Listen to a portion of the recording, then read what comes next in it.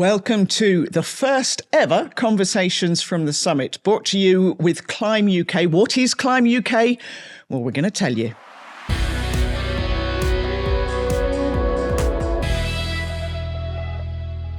So joining us for this first ever podcast of Conversations at the Summit, the man who came up with the idea for it, and I think it's fair to say the person who puts it all together, Gordon Bateman and Pilar Rubio. Welcome. Gordon, just give me your full job title, because it's not just Climb. No, bizarrely, Climb started life as a side gig. So my day job, if for want of a better term, is that I run a management consultancy firm called CRSI, which works exclusively with high growth businesses about what I consider to be the most challenging part of growing a business, which is all the people aspects. And because we work with the venture capital industry or the risk capital industry, we created, as a series of fortunate accidents, a network of investors who were keen to understand what was happening around the UK. And then that led to the mad idea of creating a large festival called We'll get to that in a moment. What's your job title, Pilar? Well, that's many hats. It's a tricky one as well. I guess sales strategy could just back it up, really. But I focus on Healthtech. I specialize on that area with any clients that we do within that realm of things. But like I said, many other hats. But not event management? No. Right. So you've had this idea for this festival. Where did the idea come from? So it is really a series of fortunate accidents. The initial idea came because I was working with venture capital companies and private equity companies based around the UK who were struggling to connect with the regional innovation ecosystems, that be called now, so high growth businesses that they would find attractive. And when I was at home and when I'm in the north, I was talking to companies who were saying, we can't get access to these London investors, as they're often described. So I thought, hang on, they want to know you and you want to know them. Why don't we just get a few in the room and see what happens? So about 14 years ago, we just invited a couple of people for lunch. We ended up with £16 billion worth of active funds, not funds under management, but active funds in a room in Manchester. There was clearly no such thing as GDPR back then. So we shared each other's contact details and I thought we're done. And then the phone started ringing. Can we do it again? Can we do it somewhere else? This is really cool. There was no pitching, there was no content. It was just great people with a shared goal, meeting and getting together. And then I went to Slush, and I came back from Slush on a plane, as you do. What is Slush? Slush is, I'm going to get the hammer in for the most most jargon, aren't I? So Slush is a large tech conference in Helsinki, and it's massive and it's great. But the only people I met whilst I was at Slush was people I already knew, and they were all from the UK. So I've gone all the way to Helsinki in the cold to an event and met people I already knew. Why can't we do that here? And we have loads of great events, but they tend to be regional or very specifically focused, or they tend to be like a conference where you talked out a lot. I feel like I'm talking a lot. I do talk a lot. And I thought, why can't we do something that's a bit more fun? So I had this idea that if we could bring a conference or an event together, having no idea what doing that would mean, where we put at the middle of this building relationships, we could do something really cool.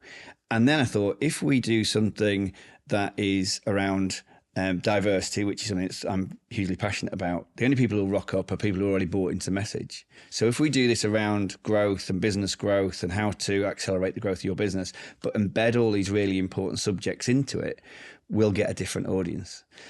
So we thought we'll get 300 people together. The marketing team, who do an amazing job with graphics and everything else, put some things together, and somewhere along the line, 3,000 went onto LinkedIn. So like an idiot, instead of going, can you change that? I said, let's do that. And Climb was born. So the idea was it was a very different way of looking at bringing people together from all different walks of life, from all across the UK and internationally, to talk about some of the biggest challenges of running a business. So, Pilar, you're sitting in the office, you're growing businesses, working with health tech companies, doing investment on this, and the boss comes in and says, we're going to have a huge 2-day event, 3,000 people. What was your reaction? Quite frankly, a bit of a heart attack, I guess, is the best way to put it. Albeit exciting, and obviously, as always, is not uncommon that Gordon storms in with a brilliant, crazy idea into the office. And the rest of us just have grown accustomed to, okay, he's come up with this, now we need to deliver it. How are we going to do that? So I think it's, after a few years, it's not like a daily workout, isn't it? It's just we've grown to love it. So yeah. But that first one, you know, there's one thing coming in, you know, we're going to have a meeting here. We're going to do a 2-day event with 3,000 people across different venues. It's not even in one place. That's difficult. It is, and I think sometimes people forget we weren't an events company. So the whole team, we just looked at each other like, right, I guess fake it till you make it. Let's just put all our energy into it and we'll figure it out. And I think, you know, we're all proud of what it's shaping up to be. So, yeah. Did they immediately go with you on this? Do you know, honestly, yeah. I'll get emotional through this conversation because this just wouldn't be possible. It's madness. If you look at it from the outside in, what the hell's going on? And we'll talk about this in many of the podcasts that we're going to record, but the people just make it work. You know, I'm so blessed to be surrounded by, see, I'm filling up already. I'm so blessed to be surrounded by so many people who could see this purpose. This wasn't about doing something to make a shed load of money. This was about actually having an impact. No talking shops, get things done. We called it Climb Unfiltered. And let's just be, you didn't. You have this was not making you money. Can we just not get on to that? Because I'm sure the finance department will be listening to this as well. And so, 100%. And, you know, it was, but that journey, and the people in the team saw this journey. And I say this kind of jokingly, but it is absolutely true, is that I've managed businesses, grown businesses for 30 years. I've never had anyone cry in my office. In 2023, at some point, including me, everyone was crying at one point. Yeah. It's the hardest single thing. We had people who didn't buy into the thing that we were here about promoting the regions. People would be not bought in, people from the regions not bought into that, you know. And it's important to you that it's here in Leeds, that it's in the north. It's important it's in the north. Yeah, I mean, like, this is about impact. You know, it's impact right down to an individual level and right up to a national level. You know, we could absolutely book this into the Excel Centre. People ask us every day. I would imagine we get asked, why are we not doing this in London? Why are you not doing this abroad? We've been asked to do this in Dubai. But here we can, by bringing, not us, certainly not me, but this environment that we've created can and does have such a significant impact. You know, that, and I do get very emotional about this thing. And I'm not an emotional person. People tell you I'm kind of really hard-nosed and that's the way it is. But when you look back at, we're 2 years and 3 months old at the time of recording this podcast. Yeah, that's great. It's incredible. And that's not me. That's these guys. That's the team. But I think it stems from the element, I guess, of other work we do through our other many things that we do. We work so closely with other founders, and we help them in scaling those businesses in one way or another, whether it's building their boards or, you know, different areas. But I think the whole team is built up by that natural passion of wanting to support those founders in taking that next big step. And I think because we grown to want to believe on what they're building and helping them through that, when our founder storms into the room with a crazy idea, we just naturally have that existing passionate of, we're just going to roll with it. Let's see where it takes us. So I think that's why it works well. But it is not easy. It's not for the faint-hearted. So when they say blood, sweat and tears... Quite literally, yeah. Yeah.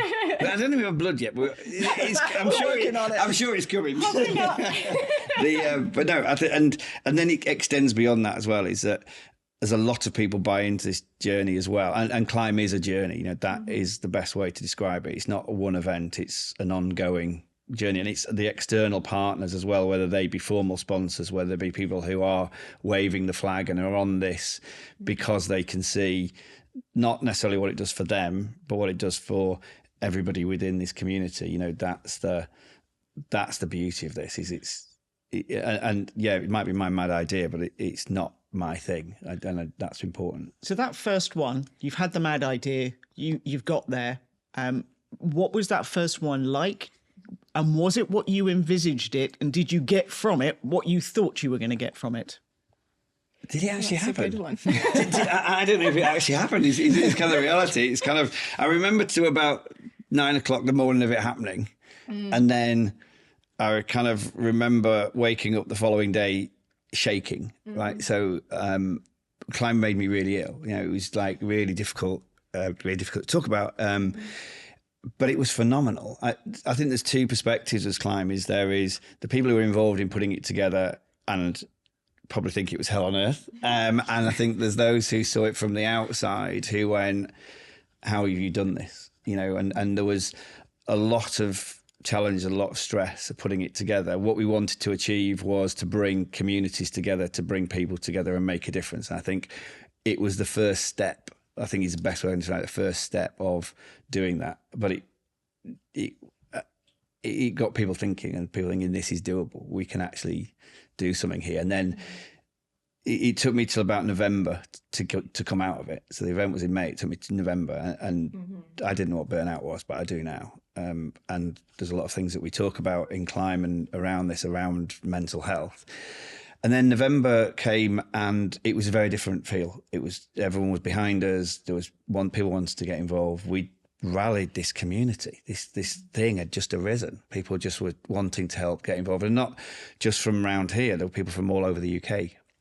But we had a little bit of a challenge because one of our core strengths is access to investors, 35 years working in that world. But then people didn't understand why, unless they were looking to raise money, should they come to Climb. So we are now making sure that we have a clearer message that anything to do with growing a business, whether that be the commercial end of your business, people, money, customers, etc., or the things that really matter about running a business, the DEI side of things, the future talent, impact, etc. You've gone DEI. We're not allowed jargon.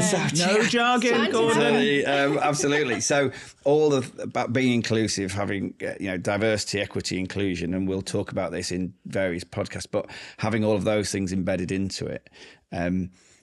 So 2024 was a really good experience, I think, internally. You've jumped ahead. I'm going to take you back to number one. What was it like for you, and how long did it take you to recover? For the first one, I think it really took a toll on the whole team overall, because naturally, like I said earlier, that was not any of our backgrounds. So we almost have to, very intelligent team, but with the skill set somewhere else. So we had to use extra brain power on a daily basis to try and figure this out. So I think it took us all quite a while to I guess recover from the effort of it. But I just remember that the moment where we were about to launch it on the day of the event, Climb 23, the main stage, and Gordon, you got on stage, or, when we were about to turn the lights on, basically, that moment, I remember just looking around to our team, and we were all tear-eyed, oh my God, the lights are actually working, that's working, the mic, we've not seen this before, and everything just went, and it was quite an emotional moment for I think all of us, and also seeing, obviously, those who are there mentoring us, like Gordon, and supporting the team, seeing them going under that kind of stress, and there's more to it that does tackle the health when you put your everything into it. I think it took a while for all of us to come back strong. But if you're going to be brutally honest, and we'll cover Gordon here so he's not listening, were you hoping, great, we've done that, well done, we've ticked that box, but can I go back to doing my day job now? We were still doing many other things on top of. So it was quite okay, I only have 2 arms. How are we going to figure this out? But we did. And like anything in life, I think it's just, now I'm capable of so much more. So for me, as someone building their career, it's done an incredible job. And the amount of opportunities from it, I wouldn't change it for the world. So I think it does, but it does take a lot of learning from it, I guess. So Gordon, you've got number one out of the way. You've created this thing. Were you always going to do number two? Oh, 1,000%. We knew this was going to be a 5-year plan at the earliest, the shortest. It was. Did you tell the team that? Oh, God, no. Hang on. You've got to keep people on side. No, so the idea was, and again, I've got to reiterate, it wasn't just internally. There was some amazing people. I remember like 9 o'clock on the morning of day one, sitting outside the Royal Armouries thinking there's no one here. And then Zandra Moore turned up and she brought this army of people who were doing a hackathon in one of the rooms. And then suddenly you looked around and there's like about 1,000 people around us. And I was going, a bit like the lights on moment that Pilar's just talked about. It's like, oh, they are coming. Yeah. And then we came out of it and were we always going to do number 2 and 3 and 4 and 5 and 10, whatever? Yes. How we were going to do it, we'd learned a lot. And we learned that how hard this thing was. So we had to regroup, get together, understand what 24 had to look like. You know, I think there'll be people who were part of the partnerships team, whoever, didn't get the love that they would get from a box standard event. And we had to address that. So it wasn't just the size of what we're doing. Climb, I make this trite comment on LinkedIn all the time, expect the unexpected. It's no understatement what Pilar says. I will walk in the office and go, we are doing something. One of the podcasts that we have recorded talks about, we just came up with an idea in the podcast of something we're going to do in 2025. That I've spent so much money, my organisation spent so much money on events and stands and things, sponsorships, where we had zero return investment. What's really important to me is if someone's putting anything into Climb, whether it be time or money, that they get that return. So we're just creating stuff that's never been done. There's going to be some cool stuff in 2025 that these guys don't know about yet either, and but we will just create, because we can, by doing things differently, we can bring different people into the event in a different way. Where so the how took a lot of work, and then wild cards like elections get thrown along the way as well. So, you know, 100%, this is not going anywhere. We're going to be here for the first week in July for the next X number of years. You know, we have so many heartwarming stories, and genuinely, you know, people will contact us. And I was at an event a while ago and there was a woman stood on the stage and she put a picture up of her baby with a Climb logo around a Climb banner, and she wasn't going to come to Climb. So why should I come to Climb? I'm in the drinks industry. This isn't for me. It's a tech event. I'm not looking for investment. She stood up on a stage and I didn't know this was coming. And I did actually have a tear running down when she said this. It changed the way she runs her business. And she's now on a stage talking in front of lots of people. So I'm sure she's more than capable of doing that. But those little moments, that's why we do what we do. That's the thing, isn't it? When we look at each other and go, this is cool. We'll talk about this year's soon, but for you, Pilar, what was the biggest difference between, apart from the fact you knew what was coming a little bit more from 23 to 24 and you kind of, but you know, how did you see from 1 to 2 evolve? I think we will naturally, again, I'm not going to jump into boring operational stuff, but that's an incredibly big job that if you don't come from events, you don't think about. So I think from year 1 to year 2, we had a better understanding of operational needs, whether that be what our partners going to need, like Gordon mentioned there. We brought the expo. We didn't do that year 1. Year 2, that was completely new. One of the additions, like I'm sure he's going to add about 6 more for this year, and I don't know about them yet. That was a whole operational, like, how do we do this? How does this run in a way that people are going to have a good time and enjoy it? And I think it was year on year, our main goal has been improving the journey of those people attending. So how do we make sure they're actually going to take as much value out of it and aware of what all the incredible bits and pieces that are happening? Because I think year 1, that was a big lesson. You know, some people showed up and didn't realize we were doing an investor speed networking and down there, and that would have been of massive value to them, or a roundtable on another topic, you know, those things. So I guess polishing those journeys for the people attending, that was the massive lesson from year 1 to year 2. I don't think we had any tears last year, did we? I think it was just blood and sweat. The tears are gone. Yeah, tears I think left. I think year 2 was more tears of again, the people that we're involving, and like, you know, that woman you just mentioned there. Stories like that, I think for us, for the internal team, is quite heartwarming, because I think we're all very much about, we want to do stuff that's impactful, stuff that's going to mean something to somewhere out there that doesn't have the right support to, I'm going to get emotional now too, but what a mess. No, but you know, being that helping hand to a founder out there that's a bit lost, a bit confused.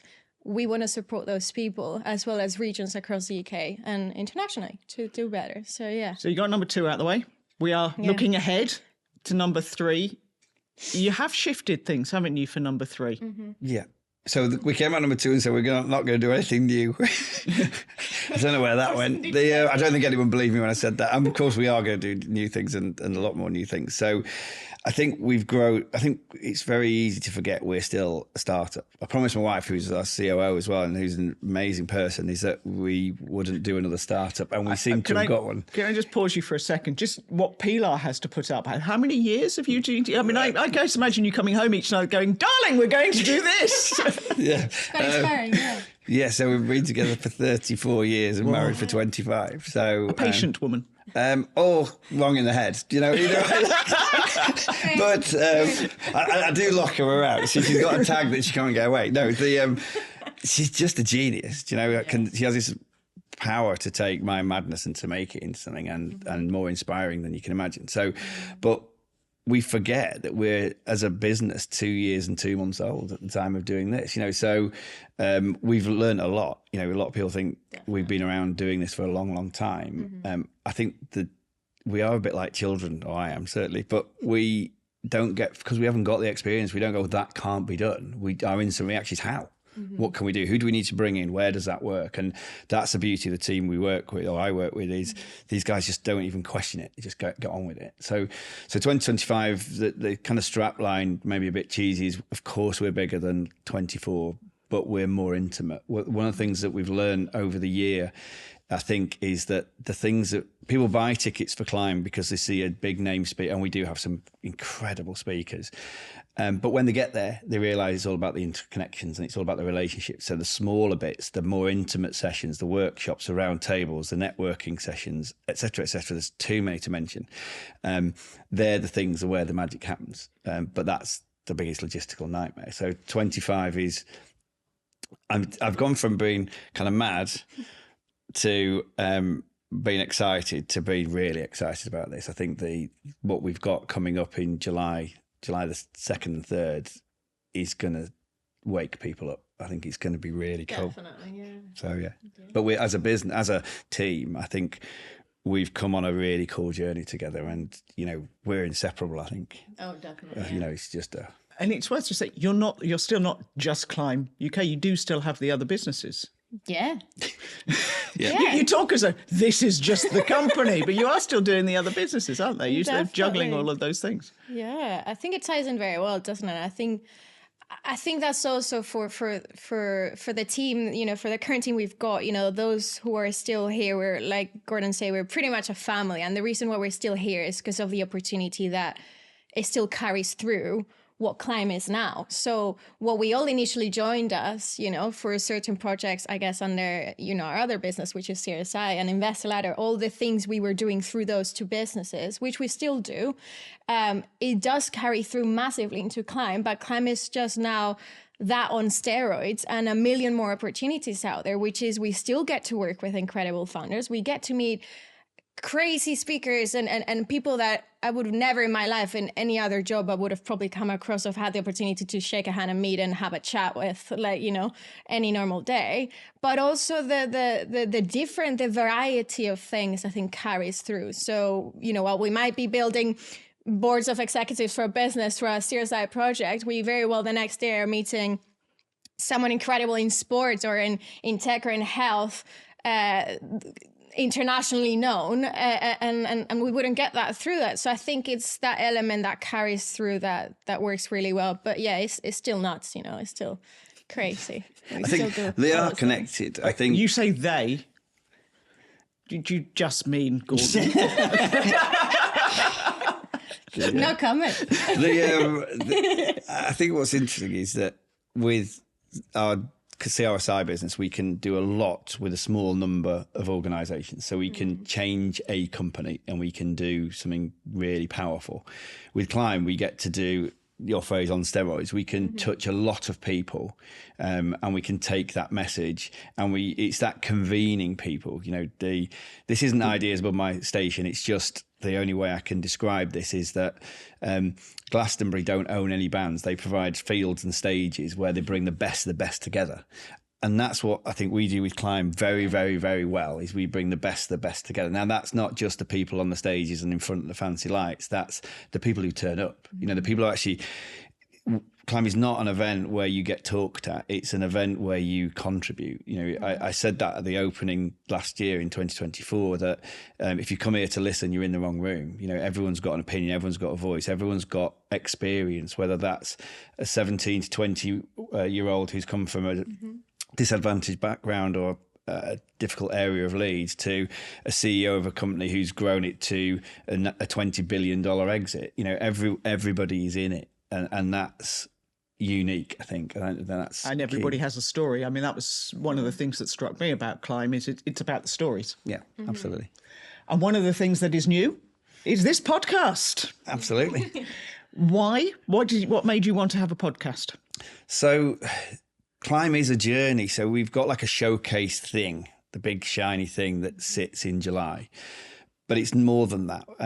If we're going to have an impact and to help people and to help businesses, we can't just rock up for 2 days and disappear. We need to be doing more. And I think we are very fortunate to work with some of the most amazing people on the planet. So the podcast gives us an opportunity to help them showcase and share their knowledge. And the format that, by having yourself, Tanya, doing this, is just much more engaging and much more user-friendly, that anyone, whether you're a student, whether you're a child or whatever, can pick this up, and we'll find something that's, sometimes quite emotional, sometimes it's fun, sometimes it's serious, but something that is meaningful. And you're right, talk about this all the time. It's stories. People have amazing stories, and this provides a platform for people to share those stories and for people to pick up from it in a way that, again, I'm hoping will be different. There's lots of podcasts out there and there's lots of events out there, but our thing, our methods, our madness, more than method, is to just do something a little bit different. Yeah. And that was another one. He walked into the office, I'm assuming, said, "Oh, shall we do a podcast?" Well, Tanya, I've got to be honest. So it's always been in the thing to do a podcast, and life is a series of adventures and lessons. That's a good friend of mine, Jennifer Byrne, who was CTO of Microsoft in the US, who came to our first Climb. She describes her career as a series of adventures. Podcast was always in it. We just haven't got it right until now. We've recorded lots of content at Climb, and then we did some podcasting, and it was a bit boring, I've got to be honest. We did a standard thing of just interview somebody who wasn't a professional at this.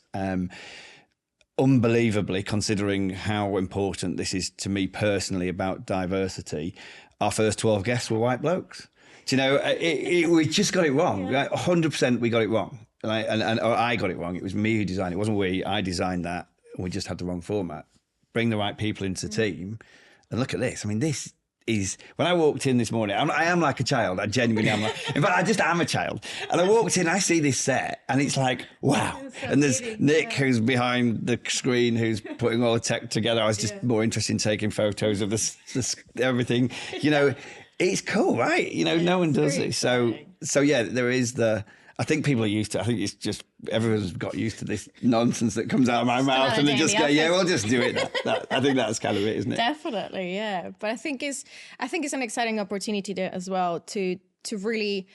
We're very creative. Obviously, we Gordon rubs on us in terms of his creative ideas. I think the rest of us are now starting to think like that as well. So we're constantly wanting to do new, fresh, exciting, different bits. Like Gordon said, different to what's already out there. So I think the podcast here is an opportunity to show what we're about in that sense. And I think the rawness is something we take pride in. We love not scripting stuff. We love just go out there, have a chat with a brilliant host like you are, but just don't plan it. Talk about your failures. Talk about things that you've quite frankly messed up, because then the people on the other side. Yeah, talk about the tears. I can't believe, and I'm going to 100% hold Pilar to this about not being planned. I'm glad you did. Pilar and Sarah, the ops team, are the most organised and brilliant people at what you do. So I'm just going to hold it. I'm going to go in there. I'm going to scare the office this afternoon. I'm going to scare the office and go, Pilar's decided she's coming to my side of the fence and not be organised. I'm pretty confident that is not about to happen. So as you look ahead to the podcast series that we've got and Climb 24, just drop a few names of who people can hear from on the podcast and hopefully at Climb itself. Yeah, so the list is endless, So what we've tried to do is bring together all walks of life from different perspectives and having different views of different aspects of business life. It is business life, really, even though that extends into a business is now personal is a very difficult line to draw. It is, you said, we're a bit like a family. So we've brought people who've built and grown very successful businesses. Richard Flint was the CEO of Skybet. His story is phenomenal. I didn't know he wasn't a founder, until we got to know about the way he's tackled running his business. We've got Catherine, who's from the EY Foundation, talking about subjects that are very close to my heart about young people and how do we as a business economy and high growth businesses engage with young people? Because if we don't, as a nation, we're buggered, never mind everything else. Yeah. Who else have we got? Hazel Savage, which I personally love. She exited a business. She's now an angel investor doing incredible moves, with Leeds Angels and building something strong there. Really, really strong there. But, I think the diversity of the type of people we're getting involved is obviously really important for us, but also all different perspectives. Again, going back to obviously key areas for us, like Gordon mentioned earlier, in terms of it all goes back down to the growth of a business and different elements on how to support that. So like I said, we've got the people we've just mentioned now, but the lineup's quite exciting. But I don't want to give too much away. And quite diverse. But I think it's fair to say we are exploring a lot of different aspects of business, people, how you make it work, how you keep people, all those kind of things. And Gordon, as we sit here at the beginning of the year, and July feels a long way off and probably also like it's around the corner. But what do you hope, having looked back on 23, look back on 24, what do you hope people will come away from Climb 3 feeling? Connection, I think, is the word, and I'm conscious of not trying to simplify this too much, but it is that, people come away with actual valuable connections, actions, things that they can take into their everyday life that change and take, it sounds a bit cliched because we Investor Ladder and Climb, but take their business to the next level, that there's actual meaningful things that they're coming from that. I think that's the reason we do what we do. And it's, in my brain, my mission is to be the most impactful business event on the planet. That if we can do that, I can sleep at night. And at some point, are you going to add event runner, event manager to your list of job titles, do you think? I could add so many different things. Yeah, I think... I don't know, really. Probably I should, yeah. I think when I introduce myself, I always say, I wear many hats. It depends who you want to speak to today, so. I think I've got an idea. What we could do is that we could open the questions in the future with, what don't we do?